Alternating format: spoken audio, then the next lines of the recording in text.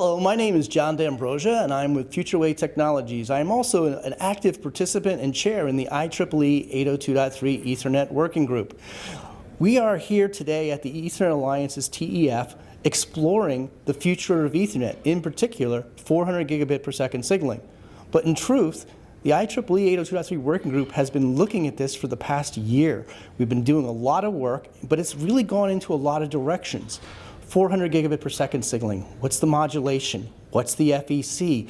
But it's not just limited to that. It's also discussions about, well, what are the channels going to look like? Meaning, what type of connectors, what type of materials will be printed on? And what about the fibers? And there's even more conversations coming in now in terms of hollow core fiber and multi-core fiber. IEEE is actually pulling together a workshop that we're going to talk about in late February. We're going to invite the industry experts in to start looking about the fiber, because at the end of the day, it's really about getting information across this channel, be whatever it is, multi-core, hollow core, regular SMF, multimode fiber, whatever, and how do we make all that happen? All of this in high-speed Ethernet is underway already. So the future of Ethernet, fast, faster, and faster.